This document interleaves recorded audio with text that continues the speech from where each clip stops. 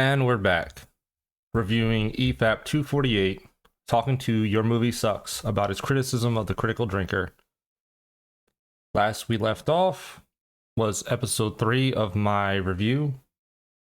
We are at 2 hours and 16 minutes.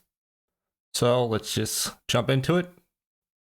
If all you're gonna, I will say, I know this sounds a bit weird, but if you maybe feel there are particular movies that you've come across that you'd love to get more of a spotlight because you think they're incredible, I can of course pass them on.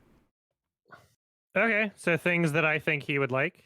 Theoretically, yeah, but like if it's something that you're not even sure you would like, but you just think it's so fucking good it needs to be seen more, then I can, you can try it with him, sort of thing. Okay, gonna watch is like the.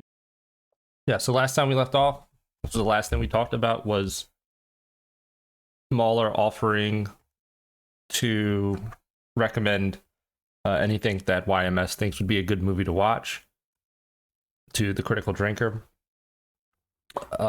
Just showing that this is an argument in good faith and that, you know, they're all friends here.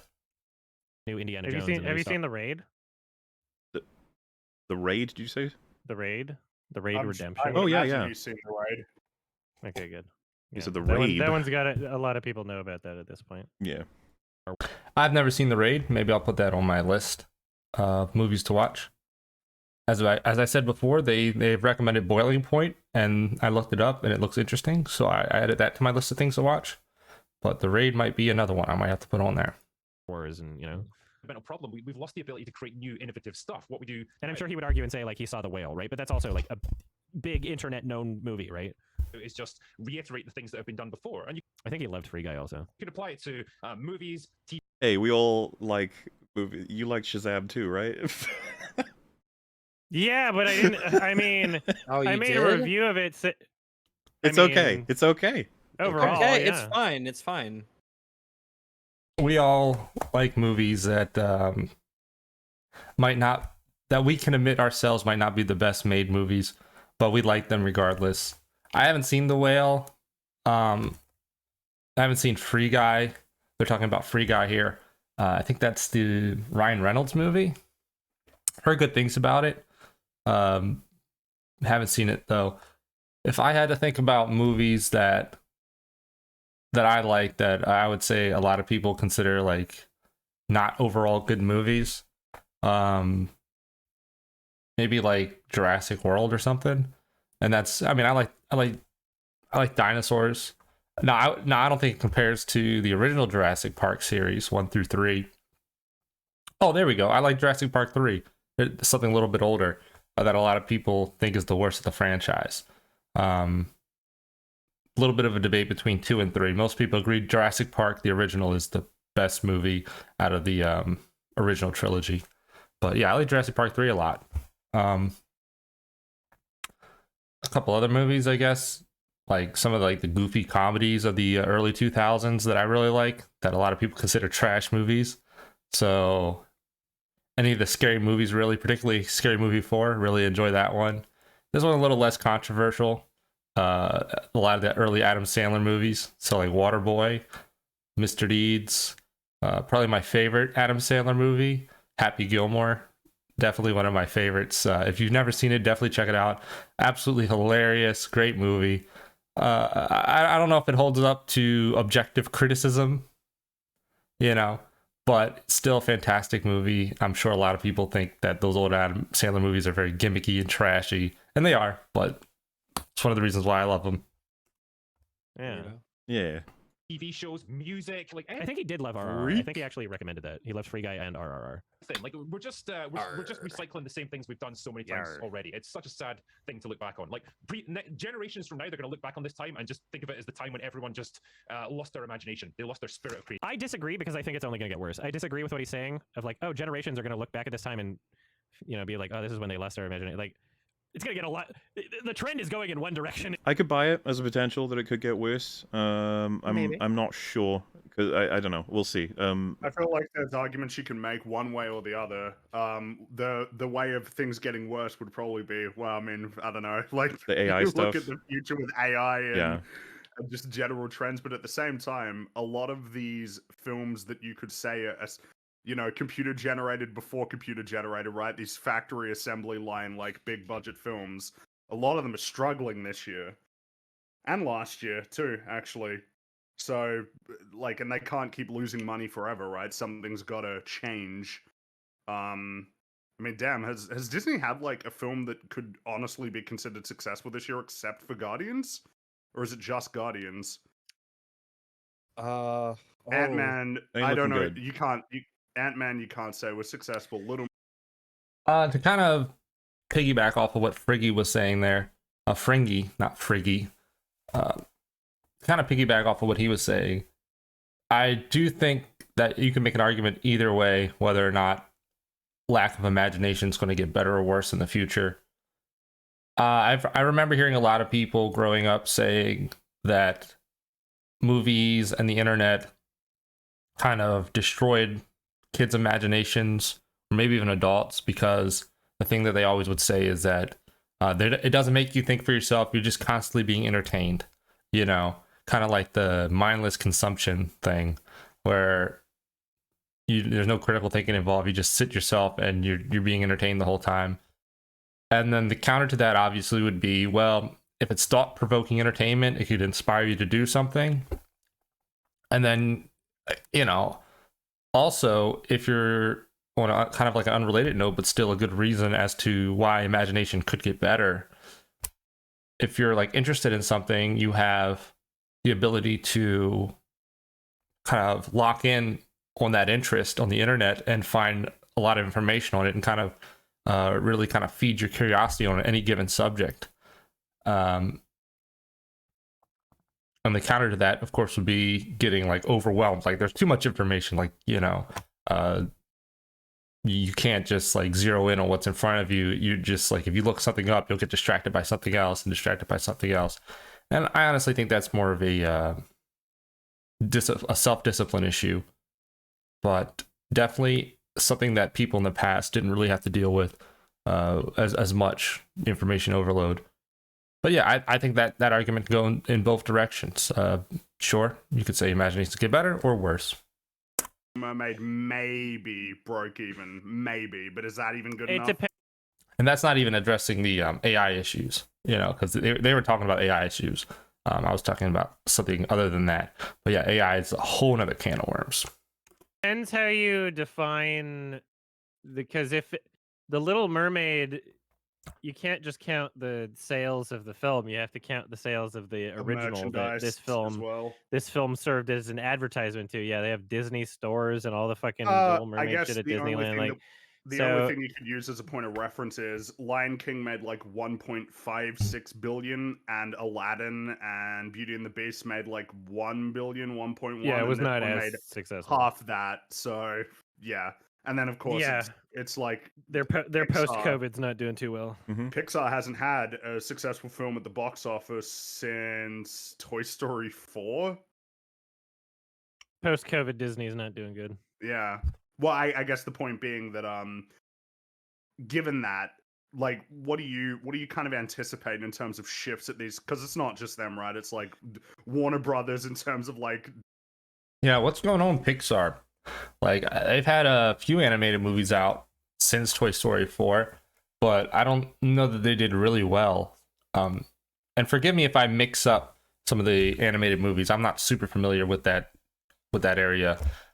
But if I remember correctly, they have the one Soul, that one movie with the guy, like a musician or something, and he becomes like go to the spirit world or something. I don't really know. I didn't see the movie, but apparently that one was like probably the best one from what I've heard. But even that one didn't do great. They had the Luca, I think the one was. I actually watched that one. It was okay. It wasn't, the animation was good. The story was very cookie cutter. And I think they had a few other ones. Was that one Inside Out or something with the emotions? I know a lot of people like that one. I don't even know if that was Pixar, but so I don't know if they're just not marketing these movies, but a lot of times I don't even hear about these movies before they come out, and then they come out and nobody's talking about it. So it's something, either the movies are bad or they're not being promoted, but Pixar having a rough go. DC films. It's not been a great year for them. What do you think? What do you think changes in the next? I few years? mean, well, the Mario movie was a huge hit. It was, so but Fast X we're gonna see did some not video make game a lot of shit. money. Fast X didn't make a lot of money compared to its No, budget. Anyway, I'm just saying. I'm saying when something explodes like the Mario movie, that's the studio big and The wigs are Last of Us looking at was that, really successful too. So and they're yeah. they're gonna look at that and just be like, "Ooh, what do we do that's like the Mario movie?" So Well, like so we'll see some video game adaptations. Maybe we'll see. I don't know. We're gonna get into a different trend. You know, it might not be superhero shit. Who knows? Yeah, the Mario movie did so good, and I'm glad to see that because I've been waiting so long for a video game movie to be successful. I don't really even care if it's a good. I just want a video game movie to be successful. That way, studios take it seriously and they invest the time and effort into making them good movies. And I know a lot of people might say, well, this isn't the time for it. Studio ratings at all time low. But maybe those franchises could like be a reawakening for movies. Like maybe video game movies will finally take root in Hollywood, and they'll do a good job at them, and that'll be the new franchise until people get tired of that. And I'm not talking about like I know they've tried to do some video game adaptations. The one that's in my mind right now is that terrible Halo series they made. God, they could have did so much with Halo. And another one that comes to mind is the Warcraft movie, which came out a long time ago, and it was a pretty good movie as far as budget and all that. And I know a lot of people, the Warcraft universe has a lot of really good stories, particularly the Lich King storyline with Arthas. I don't want to get too nerdy here, but that could definitely be a really good either mini series or movie, 3-part movie, if they invested the time into it and if it was done well. There's so many good video game stories that people want to see as movies. I guess Dead Space could be a good one. I'm sure there's tons of them that I don't know off the top of my head. Gears of War could be a really good movie franchise, you know. And it's just they've just never done movies justice. They've never made movies based on the games. They've never done them well. So it would be great if the Mario movie opened the door for these other for the opportunity for this to finally become a real thing, and I hope it does. Yeah, well, we're kind of in a transitionary period, so we kind of just have to see what's going on. There's a lot of weird like the making of biopic kind of like origin story movies coming out right now, but they're all like direct to streaming. They're like, this is the origin of Beanie Babies or Flaming Hot Cheetos. Like, Blackberry, right? That's another one. And then there was Tetris. Blackberry. I want to take issue with Blackberry being lumped in that because Matt Johnson's a real artist that created something before it was a trend, and then unfortunately all these, yeah, his film got made before it started being a trend, and I just want to point out that that's a really no. I would recommend Tetris. Yeah, I was just thinking. Oh yeah, on the subject of yeah. You'd very much like Tetris. Yeah, I would. Yeah, I think it so. is informative. I really enjoyed Tetris. Not a movie based on a video game, but based off of an actual video game. More so like the story of how it came to America and how it got popularized, and the struggle to get it mainstream. It was a fantastic movie. One of the few modern movies that I actually watched multiple times and that I like recommended and showed to my friends. I don't really rewatch movies that often. At least not newer movies. Some of the older stuff I'll rewatch, particularly if I haven't seen it in a long time. But Tetris was one of those movies that really, really was like inspiring and cool and well made, and something that it just really, especially considering it was like released on Apple, like it wasn't something that you had to go to the movie to see, or it was released by some big studio that I heard of. Informative and entertaining. It's not like Okay. I think I saw the trailer and thought it looked worth checking out. yeah, it's a lot. It's If I kind remember of correctly. a movie that you'd be like, oh, good luck with that one being successful because it's going to take a lot of people promoting it to get it Well, anyway. that was Apple. That was Apple TV, I think. That one. Yes, that's why no one knows about it for Well, whatever it's reason, I feel. strange because Apple TV, I think, has been going for like 3-4 years, and they've made a lot of stuff, and I think there's a lot of money behind. I'm always skeptical also of these live inspired by remake type things. Like, what if like this whole controversy going on with The Blind Side, where apparently there's like the main guy from the movie suing the family that from the movie because I guess they don't get along that well in real life. So it just makes you wonder if like the guy from Tetris is like a complete asshole or something like that, you know, and they just wouldn't have made a good movie. So I'm always skeptical about this kind of stuff. You never know. It, but like, feels like nobody really talks about anything that they're making. I don't know what's up. It's also I don't know if bullshit. an advertisement It's also a anymore. fucking bad streaming service. They refuse Is to it? make an Android app because they're, you know, because they're Apple. Yeah.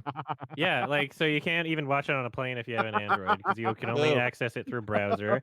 I don't think any of their shit's in 4K. If it is, it certainly didn't look like it. Their frame rate's all fucked on my TV. Yeah, I got it for free with Your like a frame phone rate's thing, fucked. and so yeah, like what I don't know what the fuck. It's a terrible streaming service. Well, I mean, some of these streaming services have got to die, right? Like they can't all last forever. We're entering the age of people going back to piracy, No streaming service rules forever. which is fine. Well, it's just seemingly each of these streaming services is struggling to become profitable. Even the most successful, like Disney Plus, isn't profitable, and that's one of the most successful ones. You're saying Disney Plus is not profitable? I believe Disney Plus loses them a lot of money each quarter.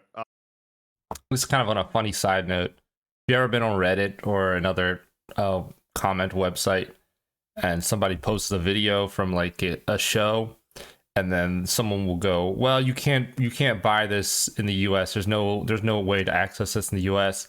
And then the comments are all just pirate memes, like people just going R in the comment because they're just gonna fucking pirate it anyway.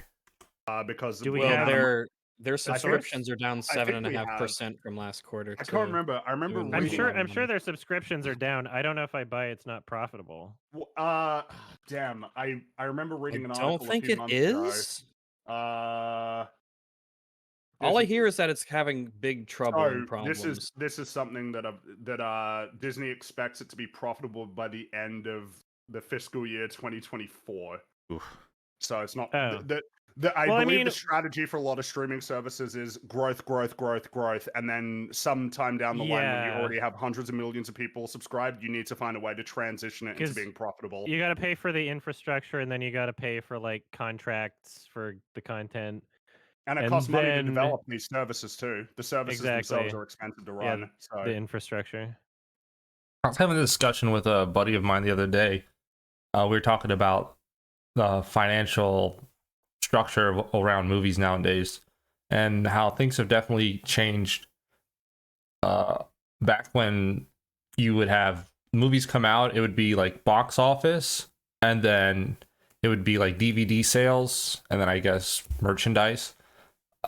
You still have box office, you still have merchandise, but I don't really know people that go out and buy DVDs that much. I guess people that really, really like a movie, or even like would, you know, I'm sure this would even be part of it, where like Blockbuster or something, where you would rent that would be a part of sales, where you'd rent out DVDs or rent out VHS at the store.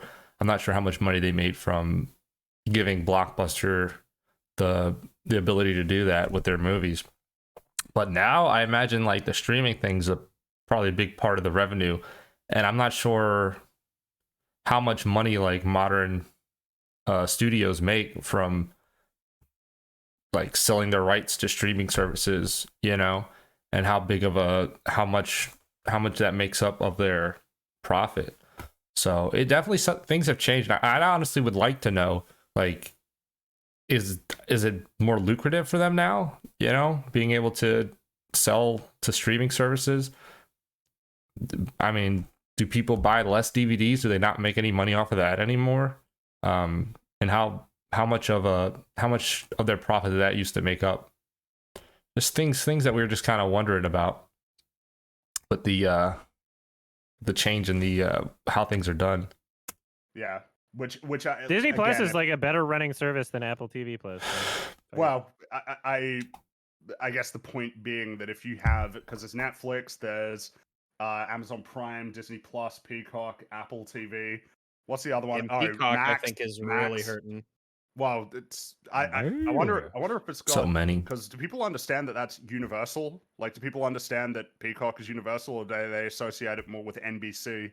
Well, I Is that just learned what a it good was idea? a second ago. So Ah, okay. Well, I think they had on video game adaptations a Twisted Metal TV show. I think came out. yeah, that's right. Yeah. And All right, let's again, keep, let's keep watching. Not to tangent at all. It's just Mel just sent me a message saying apparently XQC lost $1 million in gambling. Like What? Just like now, today? just- Yeah, just it's recently. a Tuesday. Like I was who about to say cares? it He actually does doesn't that matter to every him, but fucking day. it's fucking Lost crazy. $1 million. It literally doesn't was- matter. He loses $1 million fucking opening his mouth. Oh my God. I don't know who XQC is, but I know they just did a massive review on him and his debate with H3 Ethan Klein, and I watched a little bit of that, and that seemed very interesting too. But I don't know, maybe I'll review that. I don't know. I don't know where I was going with that. I lose $1 million. loses brain money cells gambling from You know, all the it's time. funny. I still understood what you were saying. It's not going back. Need to be. It's very interesting that you take it to something as essential as the spirit of creativity. We're gonna get AI art in the next like 5 years. We're gonna get like competent AI generated movies in the next like 10 years. I don't know, maybe not so much anymore. I recently heard that some judge ruled that you can't copyright AI generated artwork. So are they going to be able to use AI and make money off of it? No, in Hollywood, knowing people that are trying to make money, they'll find some loophole where it's some kind of hybrid of AI and personal authorship. And that way you can't tell the difference between the two. And they're just like, oh, well, it's all copyright. So, but that could be a big wrench in Hollywood or anyone who's been using AI to make money, because without that copyright, you're not going to be able to hold the rights to anything, and everyone's going to be able to use your shit, and you're not going to make you're not going to be able to be the only one that's allowed to sell that. Right? Itself, I've got young daughters. They're 5 and 6. Their favorite band is the Spice Girls. Like we listen to the Spice All Girls. right, can you and they're pause like, here? Yep. So this is something where, from my interpretation, when you DM'd me, that I think that you misinterpreted what was said here. So I just want to, I want us to pay close attention to the words here. And also, this is a question that he asks later again in the interview. And Critical Drinker says two things, one of them a bit more explicitly the second time. I didn't have the timestamp. I didn't have the time to figure out it's all what the good. timestamps were, but so we can just keep that in our memory. Kids were getting dropped off at the school, like similar age. They were listening to the Spice Girls. It doesn't even something in the culture which I think at the time I would have certainly regarded as a sort of a commodity, even though it had a great deal of spirit. And there's aspects of the Spice Girls I liked. Details I certainly won't be going into right now. What I'd like to say is that it's odd that even something that's commercial, you know, we're not talking about like Joan Jett, we're talking about the Spice Girls.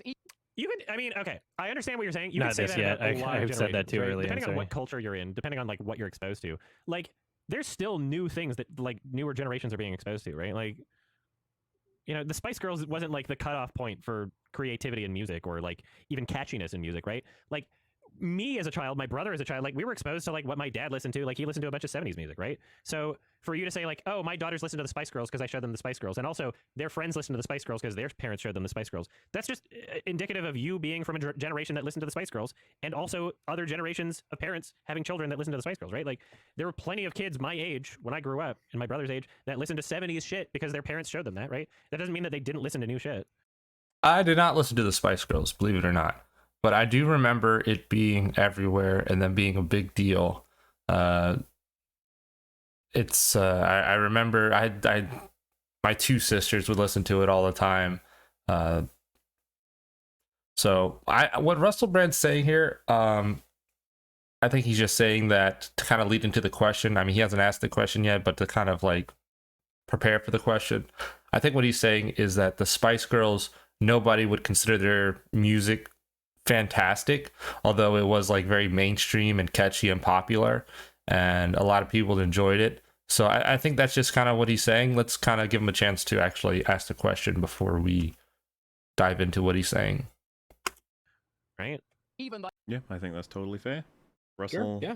there's plenty of reasons why they might be listening to the Spice Girls. those kind of commodities aren't being replaced, and also with like Glastonbury, Elton John being the sort of closing act, it makes you wonder, well, where's it going to go? Now, do you think this is because of economics? Do you think it's because of technology? All For right. example, it's been I sort thought of he was stated that leading there into a isn't question that, Okay. that I was familiar with. new raft of movie stars coming through Oh, you know anymore. what Like, is that because of There isn't a new raft of movie styles coming in? What the fuck are you talking about? You're not watching the right movies is the problem. This is what pisses me off about this. This is the same. So, before, listen, so your understanding of saying there aren't movie stars, do you take it to be a strict definition of very popular actors? Right now, I'm confused as to him saying stars or styles. On my stream, I responded as if he said styles. And now listening to this multiple times, I think he meant stars, but he says it in a way that's like his accent. It's kind of difficult to tell, but I think he meant stars. And Critical Drinker responds as though he was talking about stars. Yeah. So my actual commentary on this is after Critical Drinker talks, because I heard Russell Brand say something else, and I'm talking Okay. about styles and not stars. The reason I was pissed off, like when people were acting like crazy rich Asians, was like, oh yeah, finally we can have Asian people in a movie. I'm like, I've been trying to recommend like fucking Korean movies this entire time, like telling people to watch this shit. You know, like, like I get it, it's different. It's like Asian American, whatever. Like, I've updated my perspective on that, but it is frustrating as a person that is actively seeking out art and like trying to find experiences that are meaningful and like purposeful to me. And then people are acting as if those experiences don't exist when they just like they don't even make the effort and they don't even try to like seek these things out. Like, you know, thank fuck. I mean, as far as like being exposed to foreign media goes, I know a lot of people. The biggest example that I can think of is like where people are just want good writing, good stories, well made stuff. Is think about anime. You know, that's not American made media. That's very Japanese. It's very much a completely different culture, and it's one of the biggest industries in the U.S. As far as entertainment goes. So it's kind of hard to say that.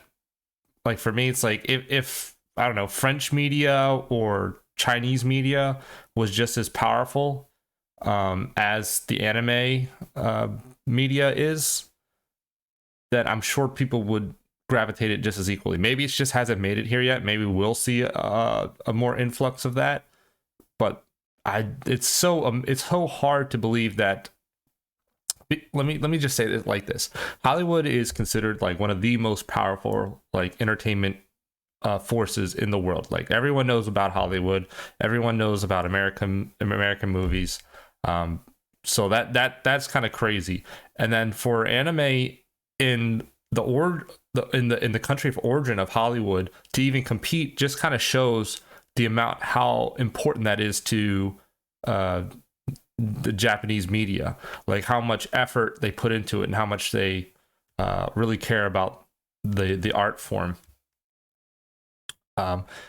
So I think that's just a testament to that. And also going back to what I was saying, people just want good media, good writing, good interesting characters, you know, good story. So like I said, the anime is a great example of something that's not American or American made, and a lot of time isn't even in English. You know, you have to read subtitles sometimes. So the show, for that to be so successful, is like is it not only is impressive, but it also shows that people don't really care where the media is from. They just want good media. In Christ, Parasite got as popular as it did, you know, like, but part of the problem is like it literally takes the movie being such a big hit and like winning Best Picture for like people to see it. Like it has to spread so vigorously through not only word of mouth but through like heavy advertising, right? Whereas like people just like, I don't know why people are so scared to like go to a film festival. Why people are so scared to like watch. I mean, as much as I want to agree with you completely, like there is a fairness of understanding. The average person doesn't treat movies this way. They treat them as like in the same way we treat a lot of things in life, which is like sort of go in, go out, and do other things.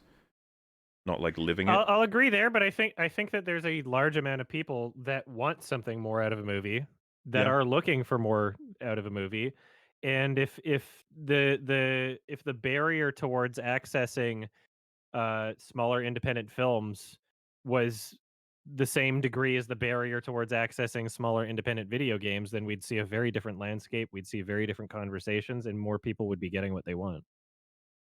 I personally don't go to film festivals, not mainly because I'm not that invested into film as a medium, and I don't want to go there and waste my time.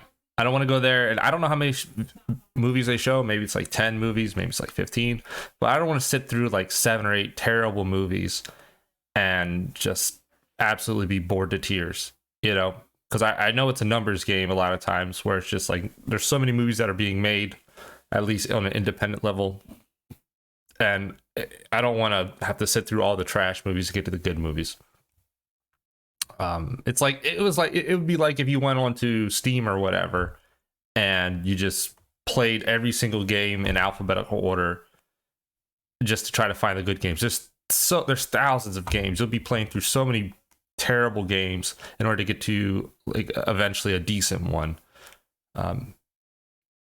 So a lot of people just don't want to go to film festivals for that reason. If I had a friend who liked going to film festivals and he could kind of direct me towards which movies show promise, you know, he's kind of familiar with the independent scene. He knows about the good directors. He knows, you know, you could apply the same logic to like restaurants, even like if you're visiting an area that you've never been to and you're just kind of nervous to go just randomly try a restaurant because you don't want to waste like $50 for a meal if it's like 2 people or whatever, and then you get a terrible meal, you might not want to just go out and go to every restaurant and do that. You might want to maybe go to like a restaurant review for that state, or ask a friend in the area if he knows a good place to eat, or maybe go on Yelp or look at reviews online and just kind of type it into Google Maps, food nearby, and just go to the ones that are 4 or 5 stars or something like that.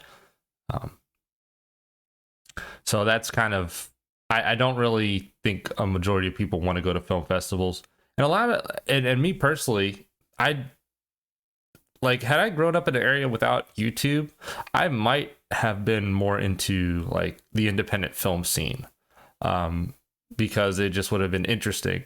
But I get a lot of my creative itch scratched from just going on YouTube and watching people, and that's kind of like, I don't really need to go out that far to find the movies that the YouTubers that I like that recommend good movies. I get enough movies satisfaction from that. I don't need to really go outside of that. I don't watch a ton of movies, so whenever I do get the urge to watch a movie, I have a list of movies that I haven't even had a chance to watch really, and usually it's from shows like this. So like they recommend Boiling Point, they recommended I forget the one in this stream they recommended early on. But The Raid, I think that's what they said. So those are movies I haven't seen. I'd eventually go watch those whenever I did get that itch to watch a new movie that I haven't seen. But like the average person looks to someone like Drinker, or at times someone like I was going to say like pretty much anybody, and they want advice because they don't want to spend time looking. They want people to tell them where to go. And of course, mainline theaters are going to have all the mainstream movies. Something like The Whale, I think I wanted to see that the second you recommended it. And I was like, how do I see this? It's like, you won't be able to for like a year. I was like, oh, cool. But obviously, I could go theoretically to a film festival. Unless you go to film festivals. Yeah, I just this is something that I think makes a lot more sense for my sort of area. But the average person, I don't really. Film festivals are publicly available. No, I know, but Anybody like, can buy a ticket. I'm trying to say, like, do you think the average person is like, yeah, I'll go? Because how many films do you watch on average per day in a film festival? As many as you want, but for me personally, like 3. But you can watch one movie and then leave. But of course, but like, there's a lot of factors, right? Like, there's the travel, the cost, the time for any normal person. There's film festivals happening fucking everywhere. People act as if like they're not all over. Like it really. There's a London Film Festival. There's fucking Atlanta. I kind of get what YMS is saying. Make film festivals more of a casual kind of outing thing. Like, hey, you guys want to go? Like if you're hanging out with your friends, and you go, hey, you want to check out this local band or something like that, or maybe you go to a restaurant and they have a local band. Maybe make film festivals more like that, where you go to a restaurant, maybe they're showing like a local independent film, or you just that could be interesting. That could be something that could develop. Film festival. There's Vancouver Film Festival. There's like Seattle. Every major city has a film festival, pretty much. They don't all have the exact same lineup, but there's a surprising amount of good shit that you can find at like most film festivals. Yeah. But like, it just sounds like you find it like hypocritical. But would you buy the argument if they said to you that they're not doing that? They've not got the time and patience for it. That they want to get recommendations from someone else. I'm not sure that question is what we were. I'm not sure what that question is. I'm confused at it doesn't necessarily contradict anything you've said previously. I'm just assuming that would be a position you'd agree with. Wait, I'm sorry. We got to go back. Okay. Back in the video or back on what I just so you said? were saying no, just like wait. So let's just repeat the question. Would you understand a person that tells you they love film, but they're not spending any time on discovering it? They're going to look at recommendations instead. Yeah, which is something that I acknowledge and part of why my channel exists. When I say I don't know why people are so afraid to go to a film festival, that's not a statement directed at the critical drinker specifically. That's a statement directed at like the general audience. I wish part of what I try to do to my, that's part of what I do on my channel is to help people get more comfortable with the idea of doing something like that and help to legitimize it and popularize it and have it become a normal part of film conversations instead of Star Wars. I feel like the type of people that would go to a film festival. I don't know why I keep saying festival. I think the type of people that go to those are typically people that are invested in the filmmaking process, and they go there, and even if it's a bad movie, they can still like appreciate the little things, how the movie's made, certain shots. And I'm not saying that to give kind of like a comparative example. Like whenever I do like some like edits every now and then. Like I'm not a great editor, but I just kind of dip my toes into the editing world. And whenever I'm watching a video or I'm watching like a TV series, like one of those like Hell's Kitchen type thing, I can at least somewhat appreciate the editing. So even if the episode was really bad or the YouTube video I'm watching is really bad, I can still sit there and go, oh, I like that effect that they did, or that was really creative how they did that edit there. So if you're like really into film or the filmmaking process, you can go to a film festival, and like even if the movie's bad, you can still like be entertained with how that person, I guess, shoots their shot, or maybe like the backgrounds they use or the costumes, and you can maybe appreciate that more than your average audience member who's going there to watch like a good movie. So even if the movie isn't good by your standards, you can still enjoy some of the creative process that went into it. I mean, I assume you'd agree that a healthy media diet would also include maybe reading some books, playing games, watching TV shows here and there, trying to spread out a bit in all forms of media.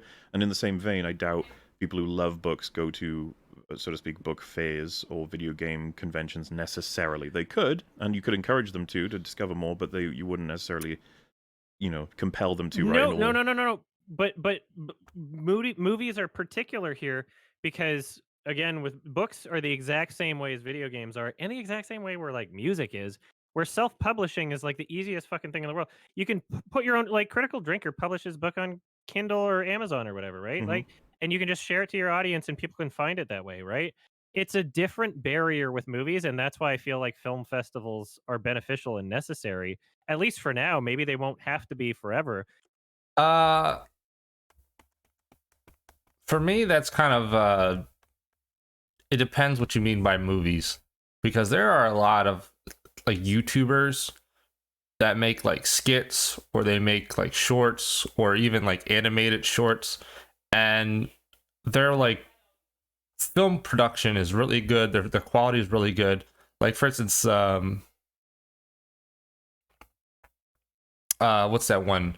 Hell of a Boss. It's like an animated that was put out on YouTube. It was an animated movie or series that got put out on YouTube, and I'm sure there's a lot of other ones, but that's like super successful from what I can tell.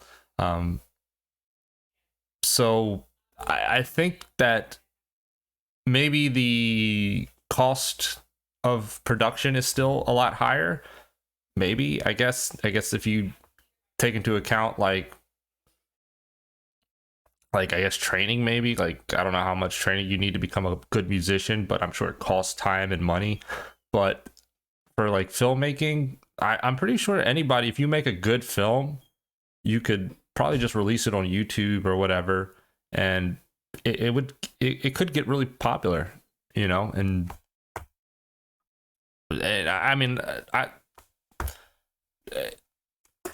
but right now, that's how you expose yourself to interesting, new, subversive, challenging artists and actual creators that aren't just doing whatever the studio thinks will be the most profitable thing at any given point in time, right? So that's why I talk about that way with film, and I don't think that that really applies to video games, music, and books. Like no one's saying like, all books are why modern books are bad, right? Because we don't have that same issue when it comes to the barriers for people to access them and people to get exposed to them. So that conversation. Well, I assume doesn't that's the exist. case because movies just tend to be the most talked about cultural event, even though video games seem to be the ones that have the most engagement, which is kind of interesting. It's not to do with how much it's talked about. It's to do with the barriers that are put up by studio interests and ownership of movie theaters. Like when you play a game, it's on your computer. You don't. There's no gigantic. You don't have to go to the fucking AMC gaming room where they get to decide which fucking games you play. Right? It's entirely different barriers of entry and accessibility. I don't know. I guess if I was on YouTube and I saw like something that looked interesting, like a movie that was recommended to me and it looked interesting, I would probably click on it and watch a little bit of it, and if I liked it, I'd continue watching it. I don't think there's a ton of those out there, maybe because film is like too more expensive to make, you know, so people aren't really interested in doing that type of content. But I mean, I hate to say it, but I've seen bootleg videos like on YouTube, like some like, I don't know, Russian war movie or something like that, and I'll click on it and I'll watch it. So I don't know that that's the only way to find it is just by going to like mainstream marketing. But that is the most prevalent way, and that is how I think a majority of people get exposed to movies before they start talking about them. Unless you do have like a bunch of critics that you listen to and you just kind of watch whatever they recommend. So that's Oh, and it's worth mentioning Drink is not self-published. He's not? But it doesn't change your point. The Yeah. The nature of it to me, though, I would assume is, could you argue the other direction, that the fact that you can have so much access to all kinds of video games, music, and books without having to go to film festivals necessarily is probably part of the explainer why people are much more ready to engage in something like that, and reasonably speaking. That's exactly what I'm saying, yeah. Well, that's why I'm saying it's reasonable. Which is why I'm trying to make people more comfortable. Yeah, I'm trying to make it less stigmatized and less, like, you know, the taking the first step into doing something is the hardest part of doing it, right? Sure. The whole idea of like building it up, what you were saying earlier, like, you know, the travel, the time, the blah blah blah blah. A lot of those things you don't really have to consider depending on which festival you go to or how you do it. You know, location, or like you can make it a part of another trip anyway. If you want to, like, if you're thinking of visiting Vancouver because you think like, oh, I would like to visit Vancouver someday, maybe plan it around the film festival or something. If the film festival thing doesn't fucking work out, you can just have a nice vacation. I like what YMS is saying here. I do think that although I've never been to a film festival, if I gave it a try and I enjoyed it, that could be that could definitely be a list of events that I look for when I travel to do that. What's crazy is that whenever I travel, I do typically go online. I kind of just look, nightlife or things to do in this town or whatever. And I never see film festival as an option. But if I did, I definitely would probably consider it. So definitely interesting point here. I feel like maybe if I gave it a try, maybe I would like it. And the fact that he's putting it out there for people to hear is kind of like he's saying that could be your start to doing something like that. If you fuck that up, but there's really not, there's subreddits for like, there's a TIFF subreddit where people ask each other questions on like, like, should I buy this type of ticket pack, or like, what should I expect for this? Like, there is a know-how to certain festivals, but really the barrier of entry is not, it's more intimidating than it actually is. And I'm gonna say I I would don't like to help break down that. personally. I don't think it's about stigma. discomfort or intimidation. I assume it's almost explicitly just I'm not doing that. I ain't got time for that. Apathy. Yeah. I think that's other a part of the things same that they're thing. doing. I think that's a part of the same thing.